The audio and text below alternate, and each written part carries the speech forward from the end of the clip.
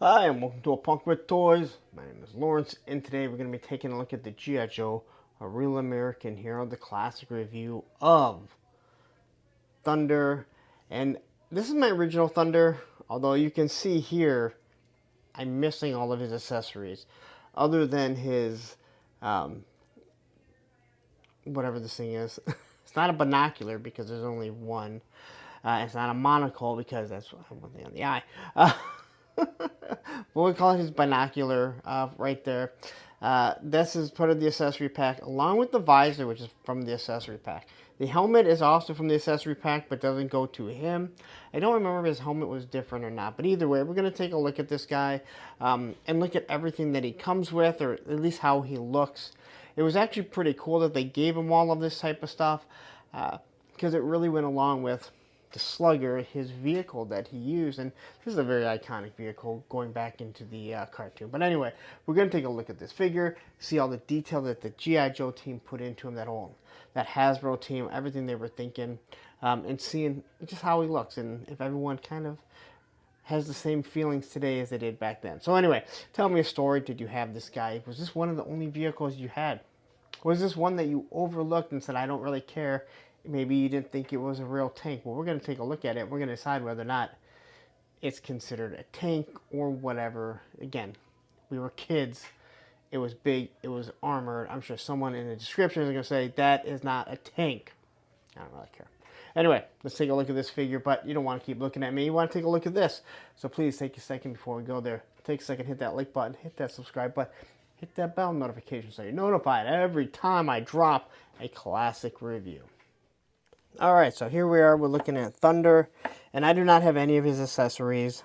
Again, it's not monocle. I don't know why I can't think of it. But the binocular here is not his original. It is from the accessory pack. His goggles are also from the accessory pack. But in the original, these were black, and then he had a headpiece that actually plugged into this. I don't know why they didn't make it so the accessory pack didn't have the pieces that went over, but they didn't. Quickly, we'll take a look at it. So this is just a regular helmet. You can see how those glasses are supposed to look, and again, there should be a hole plugging in right here that then the whole piece goes right over it. I don't know why they did that. Maybe they realized that it didn't fit all that well. I'm not sure. Here we can take a look at the binocular. I know it's not called the binocular, but I cannot remember for the life of me what it is called. But you can use this as a... I remember we used to use this as like a lantern because it kind of looked like it, but it did go around it, around his neck. Very stiff, so if it isn't cracked on the back, be careful.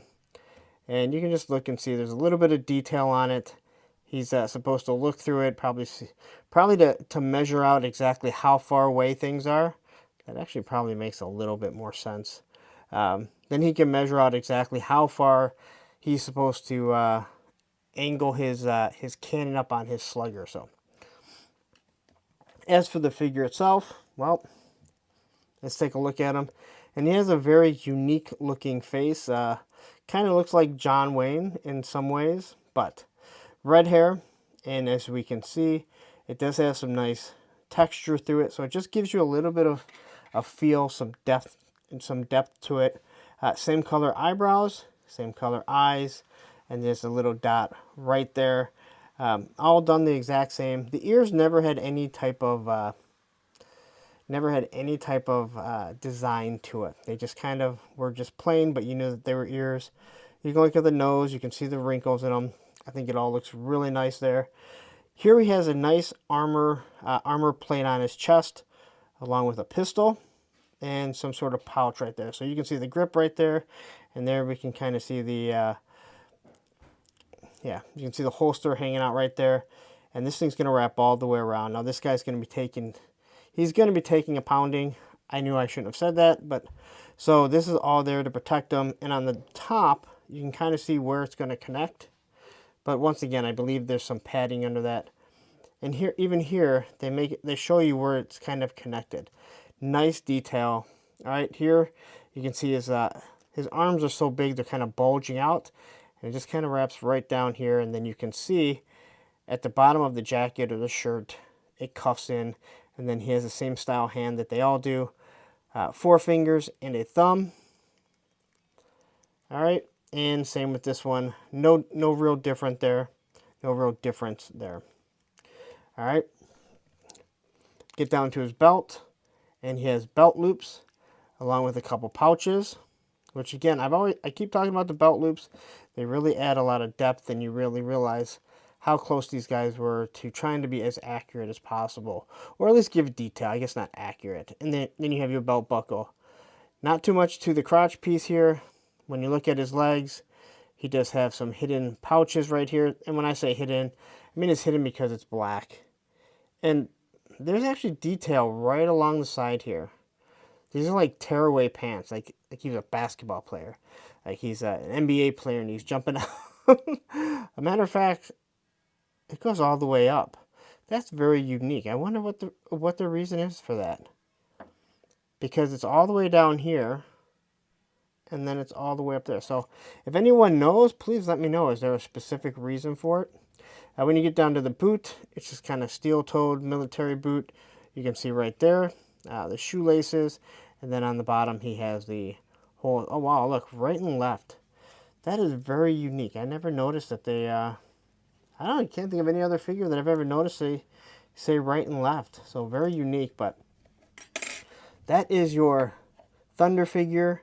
I know what you're waiting for is the Slugger.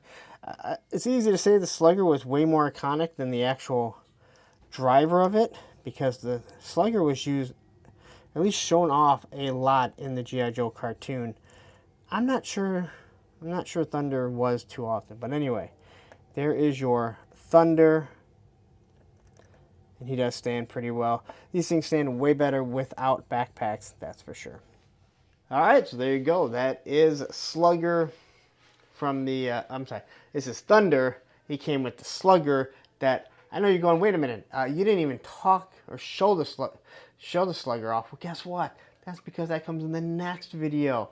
You'll know because I try and pair these together when they're coming out, but I want to hear about this guy. Did you have him? Maybe you traded for him. Maybe you got this figure. You didn't know where he came from. Like what vehicle he came, because somebody just didn't like him and they wanted to trade your extra Duke. I don't know why you'd have an extra Duke, but maybe you did. So anyway, tell me a story. Tell me what you had with this guy, if you enjoyed him, if you didn't. But it's time to get out of here. You stayed here way long enough. Way too long, shall I say, and I appreciate it, but please take a second, hit that like button, hit that subscribe button, hit that bell notification so you're notified every time I drop a classic review. Now I'm going to get out of here, but what I'm going to do is I'm going to leave you a link to the last figure that I did of the classic reviews, and down here will be a playlist of all the classic reviews that I've done. Take care.